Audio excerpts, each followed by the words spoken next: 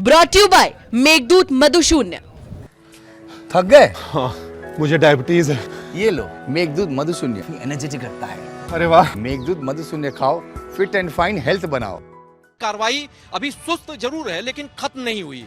तो यानी बीजेपी रणनीतिकारों को भी, थिंक टैंक को, उनको जैसे ही लगेगा कि यहां पर से दिक्कतें ज्यादा हो गई, पानी सर से ऊपर चला गया, तो आप कार्रवाई भी होते देख सकेंगे। आपको दिखाई देगा कि कितनी हरकत में वही दिल्ली पुलिस जिस पर हम सब, मनीष जी, नवल जी, उंगलियां उठा रहे हैं, तोहमतें लगा रहे हैं कि वो बिल्कुल सोई हुई है। आम आदमी के लिए जितनी सक्रिय हो जाती है, ट्विटर और सब पर आ जाती है कि हम आपके साथ हैं और कैसे कानून के साथ हैं, यहां पर बिल्कुल ऐसा लगता है कि अभी वो फिलहाल कोई टॉनिक लेकर सोए हुए हैं।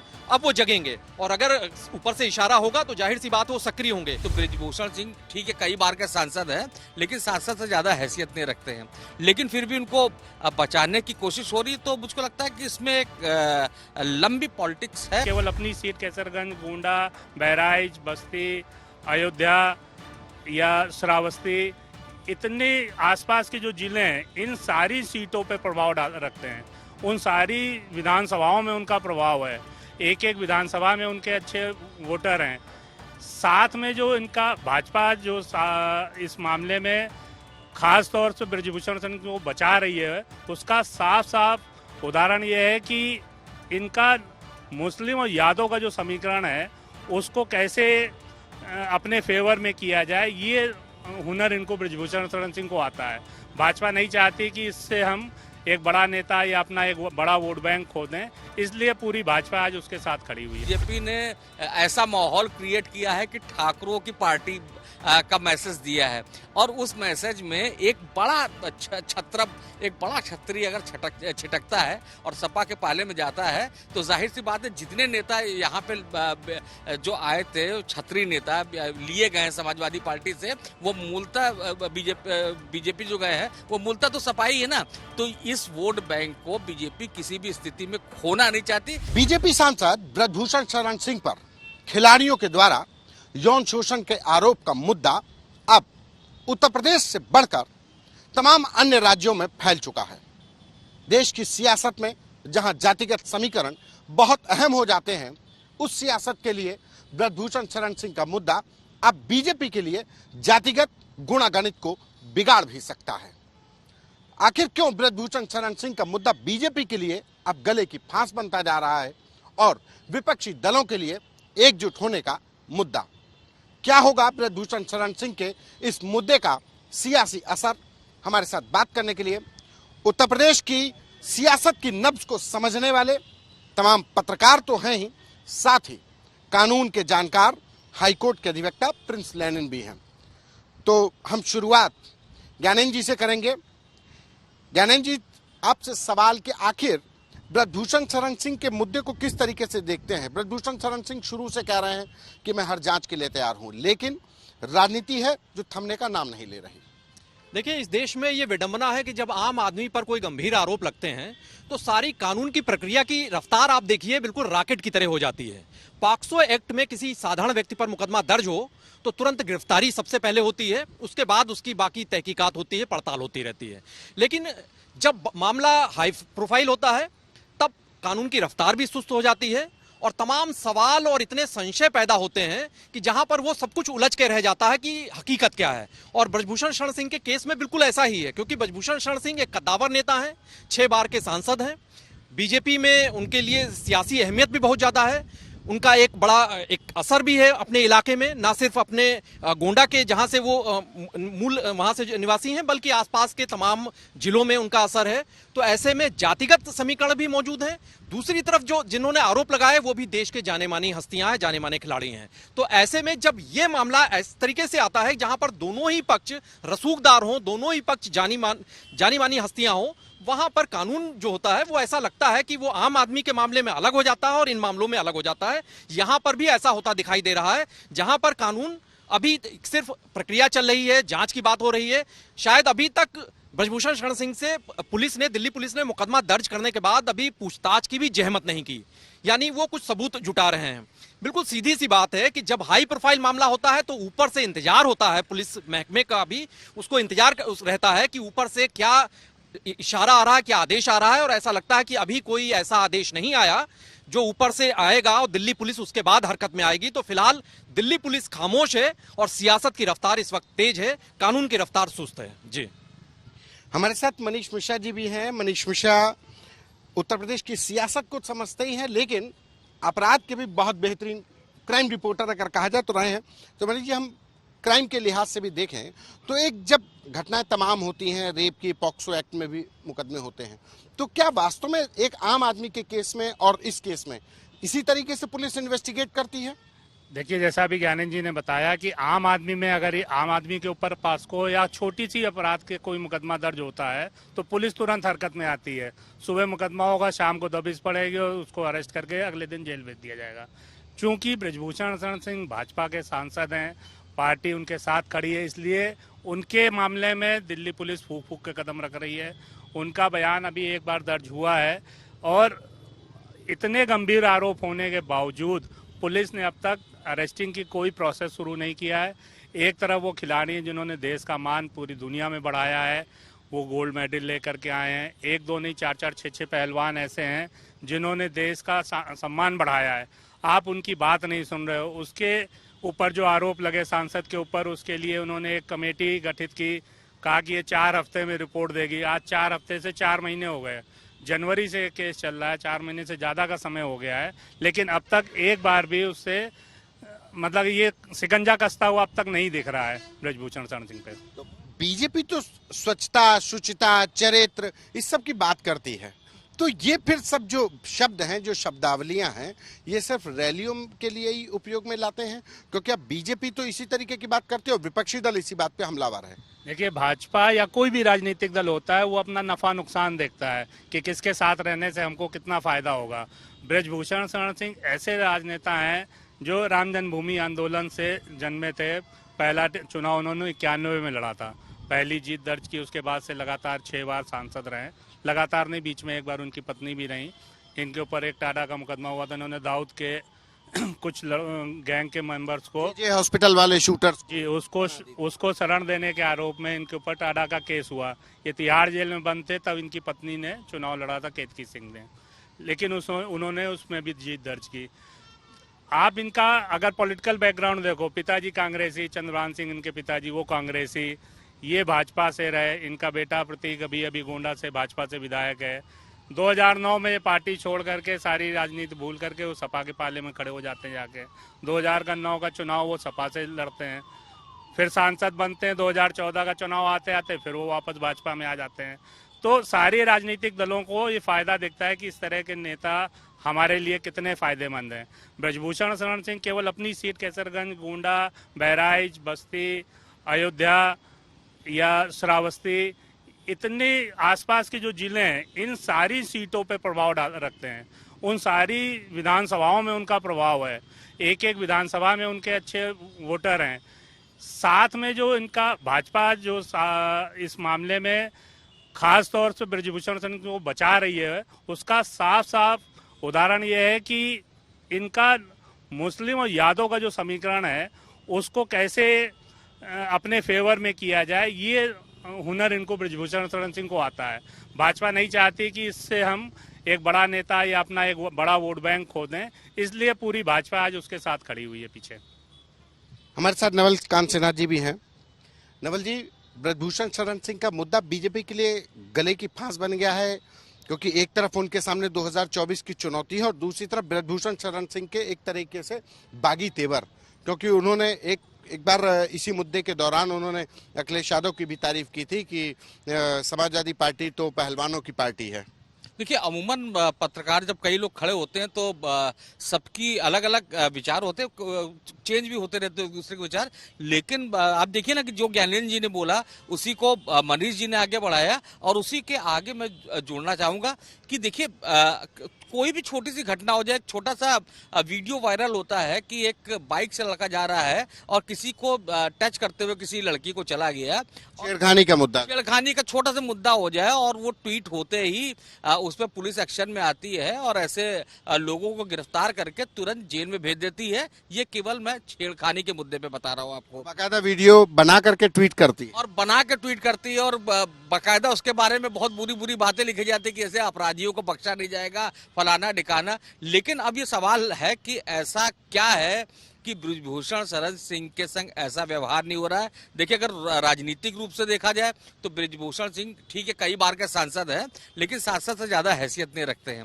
लेकिन फिर भी उनको बचाने की कोशिश हो रही, तो मुझको लगता है कि इसमें एक लंबी पॉलिटिक्स है। और जैसा कि मनीष जी ने बोला कि वो गोंडा ही नहीं, गोंडा के जो आसपास के कई जिले हैं उसमें दखल रहते हैं, कुछ वोट बैंक है उसमें भी दखल रखते हैं। और उन्होंने दिखाया भी है, बीजेपी से जीतते रहे, सपा से भी जीत के दिखाया है, तो जाहिर है कि वोटों के उस इलाके के अच्छे मैनेजर हैं, पहली बात। और दूसरी बात ये कि ये जो पूरा प्रकरण है, देखिए राजनीति बड़ी संवेदनशील होती है और जो बड़े नेता होते हैं, जो हाई कमांड होते हैं, उनको अगर किसी भी मुद्दे में नुकसान होता दिखा बड़ा, जब कोई भी घटना होती है तो उसमें लगता है कि किसमें हमको ज्यादा नुकसान है, किसमें हमको कम नुकसान है, किसमें हमको ज्यादा फायदा है, किसमें हमको कम फायदा है।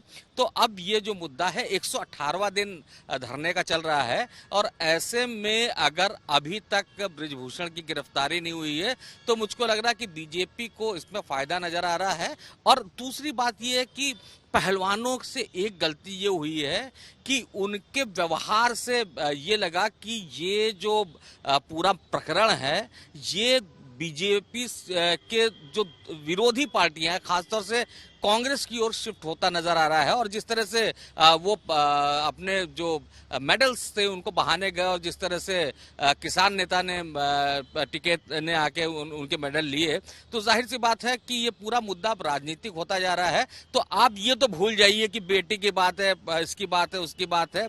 बात केवल यहाँ पे है कि पॉलिटिक्स में कोई इमोशंस नहीं चलते, कोई भावना नहीं चलती है। ये देश भावुक लोगों का देश है। किसी भी लड़की से कुछ होता है तो ये लगता है कि सब लोग इस लड़के के संग खड़े होंगे। तो बड़े बड़े पहलवानों का जो देश का नाम रोशन किया उनका मामला है। लेकिन यहाँ पे बीजेपी को लग रहा है कि इस मुद्दे में बृजभूषण सिंह को जेल भेजने में उनको कोई बहुत बड़ा रिजल्ट निकलने वाला नहीं है, कांग्रेस को फायदा होगा। इस वजह से ही पूरी कवायद हो रही है।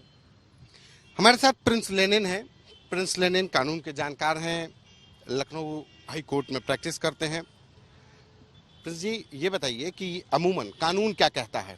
पॉक्सो एक्ट है या मान लीजिए रेप के सेक्शन जो है 376 है या छेड़खानी की धाराएं हैं, उसमें सीआरपीसी और आईपीसी क्या कहती है, कानून क्या कहता है? क्योंकि कानून की नज़र में तो सांसद हो या रिक्शे वाला सब बराबर है।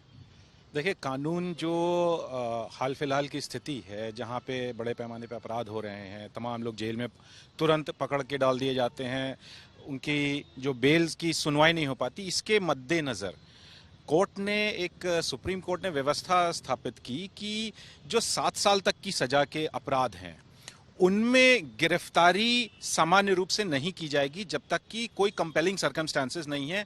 जो रीजंस हैं वो इन्वेस्टिगेटिंग एजेंसी को रिकॉर्ड करने पड़ेंगे कि क्यों हम इस अक्यूज्ड को गिरफ्तार कर रहे हैं जहां पर अपराध की सजा 7 साल से कम है। रही बात पॉक्सो मैटर्स में, जिस तरह से जो रेप की बात है, एक जघन्य अपराध है, बहुत ही गंभीर अपराध है, जिसके साथ भी होता है ये अपराध उसकी शरीर पे नहीं, उसकी आत्मा पे भी और कहीं ना कहीं उसके मानसिकता पे भी जाकर के असर करता है। तो इन गंभीर प्रकृति के अपराधों में आम रूप से अगर आप देखें तो जब भी ये मैटर्स निकल के सामने आते हैं तो पुलिस सबसे पहले अक्यूज्ड की जो गिरफ्तारी है उसी को अंजाम देती है कि जहां भी ये रेप का जैसे अपराध होता है, और अगर उसके साथ कहीं पॉक्सो जो है protection of children from sexual offences act है, एक बेनिफिशियल इनैक्टमेंट है जिसके तहत बच्चों को सुरक्षित करने का प्रयास सरकार के द्वारा किया गया है कि 18 वर्ष से कम उम्र के बच्चों के साथ अगर कोई सेक्सुअल ऑफेंस होता है तो उसमें किस तरह से क्या कार्रवाई होगी, क्या सजा का प्रावधान है। और इसमें अगर रेप में अगर पॉक्सो एक्ट के साथ में कार्रवाई होती है, के अलावा छेड़खानी की 354 में भी अगर एफआईआर हो रही है तो भी क्या मतलब वो ग्रेविटी बरकरार रहती है? भाई छेड़खानी भी हो रही है तो किसी भी लड़की की इज्जत के साथ खिलवाड़, रेप होना ये जरूरी नहीं है, पॉक्सो में नाबालिग होना जरूरी नहीं, छेड़खानी हो रही है तो वो तो उसके सामाजिक या उसकी अस्मिता से तो खिलवाड़ हुआ ही ना।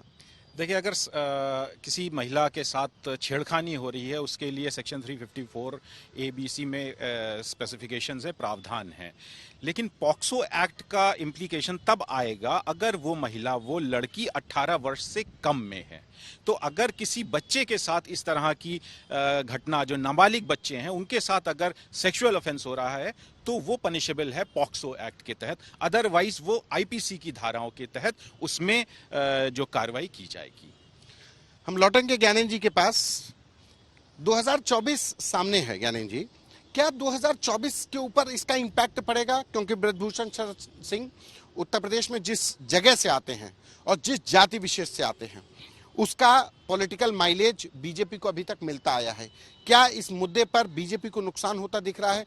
क्योंकि अब ये इफेक्ट आउटर उत्तर प्रदेश जा रहा है, पंजाब, हरियाणा, तमाम जो जाट जो बिरादरियां वो खिलाड़ियों के पक्ष में नजर आ रही हैं। आज खाप पंचायतों की भी बैठक हुई।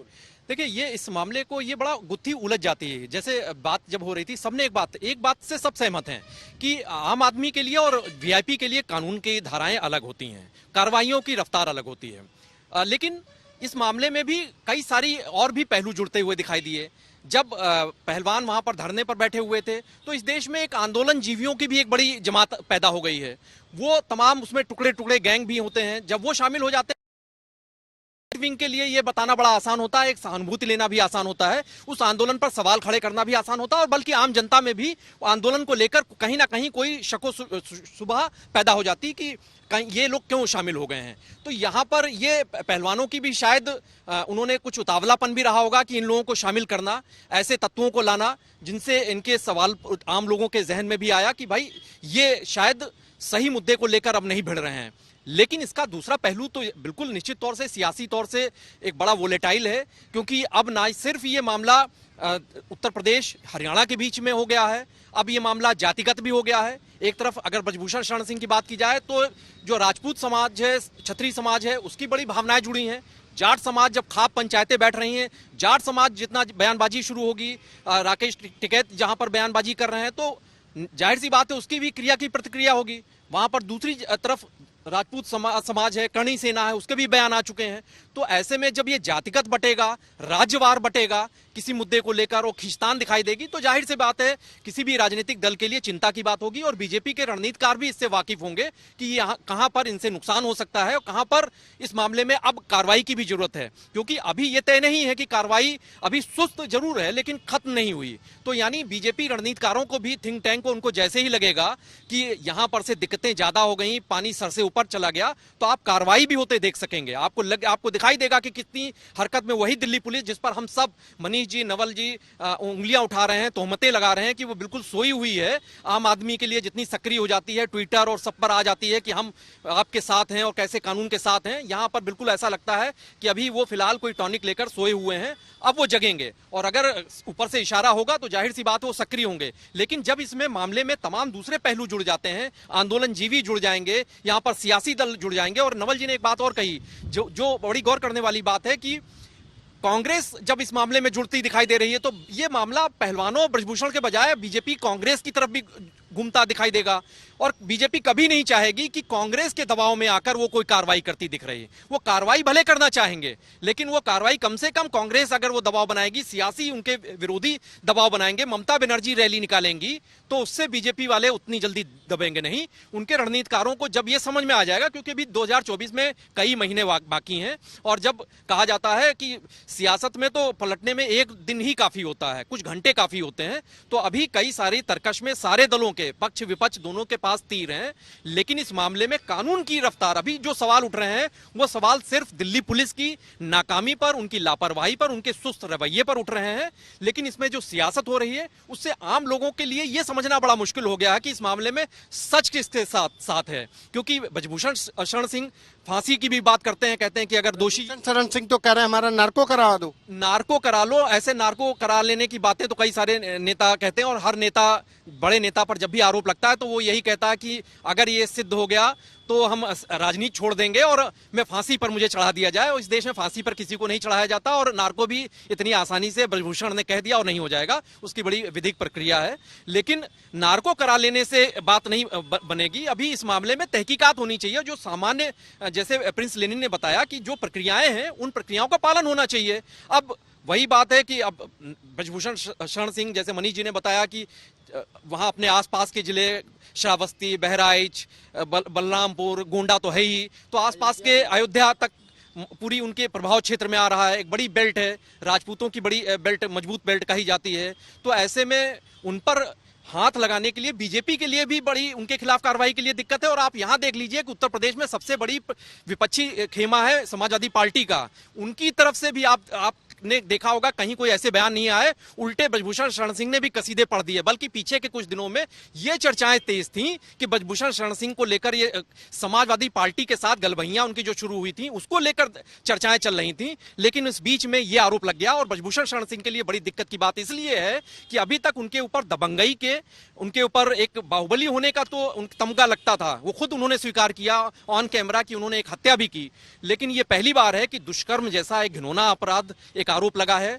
और ये एक ऐसा आरोप है, इस देश में दबंगई लोग बर्दाश्त कर सकते हैं, लेकिन दुष्कर्म के मामले में लोग बहुत संवेदनशील हैं। उसको समाज इतनी जल्दी स्वीकार नहीं करता है। और जिस पर आरोप लगता है, ये जिम्मेदारी तंत्र की भी होती है, उस शख्स की भी होती है और कानून की भी है कि उसके आरोप की सच्चाई की तह तक जाए और उस सच्चाई को, उसका पर्दाफाश करे। उसमें क्या सच्चाई वाकई में है, क्या आरोप सही है या फिर किसी साजिश के तहत लगाए गए हैं। अब जनता यही चाहती है कि इन सवालों के जवाब सामने आए। जी मनीष जी, क्या लगता है कि ब्रजभूषण शरण सिंह ने एक साधु संतों का सम्मेलन अयोध्या में किया, दूसरी तरफ उन्होंने कह दिया कि समाजवादी पार्टी पहलवानों की पार्टी है, तो एक तरफ ये दबाव की राजनीति, दूसरी तरफ साधु संतों का संघ। क्या इस दबाव की वजह से ब्रजभूषण शरण सिंह के ऊपर कार्रवाई करने से बीजेपी डर रही है? नहीं, देखिए, ब्रजभूषण शरण सिंह को अगर हम देखें तो अशोक सिंघल जब राम जन्मभूमि आंदोलन चल रहा था उस दौरान इन्होंने कुड़ाल, फावड़े ये सब मुहैया कराए थे, उसमें आरोपी भी बने थे। 40 से ज़्यादा उन पे मुकदमे, उसमें राम जन्मभूमि विवादित ढांचा ढाए जाने के मामले में भी ये आरोपी बने थे। अशोक सिंघल के बड़े करीबी माने जाते थे। अटल जी ने इनको जेल में चिट्ठी लिखी, जब ये टाटा के जेल में बंद थे तो अटल जी ने एक चिट्ठी लिख करके इनको बोला था कि आप तो बड़े बहादुर हैं, वीर सावरकर ने पूरी ज़िंदगी जेल में काटी, आप उनको याद करिए, आप बड़े महान योद्धा हैं। इस तरह के कसीदे अटल जी ने भी उनके लिए गढ़े थे। तो भाजपा ये जानती है कि इनका केवल एक सांसद नहीं, उनका जो प्रभाव क्षेत्र है, उनके जो आसपास के जो ऑरा है वो इतना बड़ा है कि अगर हम इससे छेड़छाड़ करेंगे तो निश्चित रूप से राजनीतिक नुकसान उनको होगा। इसलिए भाजपा कोई ऐसा कदम नहीं उठाना चाहती। लेकिन भाजपा ये जरूर चाहती है कि वो कानून के दायरे में रह करके जो कानून को सजा उनको लिए निर्धारित है, अगर वो उसमें दोषी पाए जाते हैं तो उनके खिलाफ वो एक्शन होना चाहिए। भाजपा के नेता सब अभी यही बयान दे रहे हैं। जैसा अभी नवल जी और गैनेन जी भी कह रहे थे, पहलवानों ने शुरुआत के दिनों को अगर आप याद कीजिए, जब उनका धरना शुरू हुआ था, पॉलिटिकल पार्टीज के लोग वहाँ पहुँचना शुरू हुए, उन्होंने एकदम मंच से उनको हटा दिया था कि आप मेरे धरने को राजनीतिक मत बनाइए। लेकिन बाद में समय रहते, मतलब जैसे जैसे समय बीता, उन्होंने सारी पॉलिटिकल पार्टियों का समर्थन किया, लेना शुरू कर दिया। आज खाप पंचायत उनके साथ है, किसान संयुक्त मोर्चा उनके फेवर में खड़ा है, कांग्रेस तो एक पार्टी के रूप में खड़ी है। तो जहाँ पे पक्ष और विपक्ष का वो आ जाता है, वहाँ पे ये लड़ाई सांसदों पहलवानों की नहीं रह जाती। अब इसीलिए भाजपा उस पर कार्रवाई करने से हिचक रही है। भाजपा कार्रवाई करने से हिचक रही है। आपको लगता है कि भाजपा कार्रवाई करने से इसलिए हिचक रही है कि 2024 में कहीं ब्रजभूषण शरण सिंह जातिगत समीकरण में कहीं किला ना ढा दें उनका, क्योंकि वो तो अपनी ताकत दिखा भी रहे हैं। एक तरफ वो ताकत दिखा रहे हैं और दूसरी तरफ वो एहसास करा रहे हैं कि अगर बीजेपी ने जरा सा भी उनके साथ खेल किया तो उनका जो पुराना प्यार है समाजवादी पार्टी की तरफ वो जग जाएगा। देखिए संतू भाई, जिस जगह आपने खड़ा किया ना 10-90 है, गर्मी के दिनों में खड़ा किया है, तो यहाँ मौसम खुला है, तेज धूप है जो बर्दाश्त से बाहर थी, अभी थोड़ा मौसम सही हुआ है। जाड़े के दिन में क्या होता था ना, कोहरा हो जाता है। जब कोहरा होता है ना तो सब कुछ ढक लेता है, उसमें कुछ भी नहीं दिखता, ना बड़ी गाड़ी दिखती है, ना छोटी गाड़ी दिखती है और ना खराब गाड़ी। राजनीति भी ऐसी है। तो अब ये जो प्रकरण है ये राजनीतिक पाले में है, तो अब इसमें क्या होगा इसमें बीजेपी और कांग्रेस के बीच की अब लड़ाई है। तो ये कांग्रेस इस पे अडिग है कि किस तरह से डोमिनेट किया जाए बीजेपी को ब्रजभूषण शरण सिंह के मामले में, और ये संदेश दिया जाए कि ये पार्टी दरअसल महिलाओं की दुश्मन है, ये जो बलात्कारियों के साथ पार्टी खड़ी है। और बीजेपी दिखाने जा रही है कि नहीं, ये कुछ भी नहीं है, ऐसा कोई मामला ही नहीं है। ये कांग्रेस पॉलिटिक्स करके ये मुद्दा बना रही है। और अब तो ये भी प्रकरण आ गया है कि वो जो बच्ची जिसमें पॉक्सो वाला मामला था, तो उसकी उम्र लेकर उसको सवाल हो गए और उसके चाचा ने बाकायदा प्रेस कॉन्फ्रेंस भी कर दी है। तो अब तो यही तय होना है कि उसकी उम्र क्या है। तो जाहिर सी बात है अब ये पूरा पॉलिटिकल मुद्दा हो गया है और मुझको साफ नजर आ रहा है कि अब 24 तक ये मुद्दा कंटिन्यू रहेगा। इसमें हाल फिलहाल ऊपर नीचे कुछ नहीं होने वाला। नुकसान किसी का नहीं। नुकसान जाहिर सी बात है, जब पॉलिटिक्स होती है, जब लूडो खेलेंगे तो कोई ना कोई तो जीतता ही है ना। तो इसमें भी कोई ना कोई जीतेगा, लेकिन कौन जीतेगा ये तो 24 का फैसला। टाई होने की उम्मीद नहीं है कि टाई हो जाएगी। नहीं, टाई नहीं, किसान आंदोलन के तरह। नहीं टाई नहीं होगा। इसमें ये मुद्दा ऐसे खिंचता रहेगा। कांग्रेस आरोप लगाती रहेगी, बीजेपी कहेगी झूठे आरोप है। और ये प्रकरण इन बच्चियों के संग अपराध हुआ कि नहीं ये तो कोर्ट ही तय करेगा। लेकिन ये मुद्दा थोड़ा हल्का हो गया जब से कि ये जो खाप पंचायतें या किसान नेता या कांग्रेस उतर आई, तब से ये मामला थोड़ा सा हल्का हो गया। और बीजेपी का भी इंटरेस्ट ये हो गया कि अब इस मामले में फंसना नहीं। और दूसरी प्रॉब्लम बीजेपी के सामने ये है कि देखिए बड़ी मुश्किल से जो देखिए जातियों की राजनीति उत्तर प्रदेश में छुपी नहीं है। बड़ी मुश्किल से बीजेपी ने ऐसा माहौल क्रिएट किया है कि ठाकरों की पार्टी का मैसेज दिया है। और उस मैसेज में एक बड़ा छत्रप, एक बड़ा छतरी अगर छिटकता है और सपा के पाले में जाता है, तो जाहिर सी बात है जितने नेता यहाँ पे जो आए थे, छतरी नेता लिए गए हैं समाजवादी पार्टी से, वो मूलतः बीजेपी जो गए हैं वो मूलतः तो सपाई है ना। तो इस वोट बैंक को बीजेपी किसी भी स्थिति में खोना नहीं चाहती। ये मेरा विश्लेषण। आगे क्या होगा वो भविष्य की गर्त में। इस पूरे विश्लेषण में एक आखिरी कमेंट लेंगे प्रिंस लेनिन से ही। ये बताइए कि ये क्या वास्तव में इस पूरे मुद्दे को लेकर के आपको लगता है कि जो कानूनी प्रक्रिया है, जो कोर्ट की प्रक्रिया है, जो कोर्ट की भूमिका है, वो इसी तरीके से चलती है, या ये मामला स्पेशल हो गया है इसलिए कोर्ट भी इस मामले को लेकर के उसका अपना अलग अंदाज है? देखिए, जहाँ तक इस पूरे मसले का प्रकरण है, आपने जो भी अभी जो कमेंट्स लिए और जितने भी पैनलिस्ट हैं, उन्होंने एक चीज़ स्पष्ट रूप से कही है कि इस मुद्दे का कहीं ना कहीं पॉलिटिसाइजेशन हुआ है। तो जब राजनीतिकरण होता है तो कहीं ना कहीं मामले को उलझाने का प्रयास किया जाता है। एक वर्ग बचाने का प्रयास करता है, एक वर्ग फंसाने की बात करता है। और रही बात कोर्ट की, तो कोर्ट अपनी ड्यूटी जो है वो नागरिक के अधिकार के लिए अपनी कर्तव्यों का पालन करता है। कोर्ट के समक्ष जब ये बात पहुंची तभी डायरेक्शन हुआ। और देखिए, आप अविलंब मुकदमा दर्ज हुआ था ब्रजभूषण शरण सिंह के ऊपर, वरना अभी तक उनके खिलाफ मुकदमा तक नहीं दर्ज हुआ था। अफसोस की बात यह है जो अभी इस प्रकरण में सामने निकल के आती है कि जब भी कोई कद्दावर व्यक्ति होता है, राजनीतिक दलों से जुड़ा व्यक्ति होता है, कोई संरक्षित व्यक्ति होता है, तो उसके खिलाफ पुलिस कार्रवाई करने में कहीं ना कहीं गुरेज करती है। अगर साधारण नागरिक के खिलाफ अगर इस तरह के आरोप लगते ऐसे गंभीर, तो जाहिर तौर पर अब तक का वो अपनी जेल के अंदर से बेल के लिए दरखास्तें अदालत में लगाता फिर रहा होता। अब चूंकि मसला एक बड़े कद्दावर नेता का है और जिस तरह से पुलिस की जो भूमिका रही है वो कहीं ना कहीं व्यवस्था पर सवाल तो खड़ा करती है कि अगर कोई बड़ा व्यक्ति उसके विरुद्ध इतने गंभीर मामला निकल के सामने आता है तो आपकी एक दूसरी ही प्रक्रिया सामने आ जाती है कि अगर किसी व्यक्ति के एक साधारण किसी से नहीं छुपा है कि एक अगर झूठ भी निकल के आ जाता है, झूठा आरोप भी होता, तो पुलिस एकदम सजग होकर के खड़ी हो जाती। तो कहीं ना कहीं एक प्रक्रिया के एक जो तरीके हैं इन्वेस्टिगेटिंग एजेंसीज को यूनिफॉर्मिटी लानी पड़ेगी कि व्यक्ति कोई भी हो, पीड़ित कोई भी हो, जो कानून का पालन है वो एजेंसीज को एक तरफा करना पड़ेगा, चाहे वो पहले उसकी जांच करने की प्रक्रिया हो या अविलंब कार्रवाई की प्रक्रिया हो। दोनों में हर व्यक्ति के लिए एक से स्टैंडर्ड्स होने चाहिए।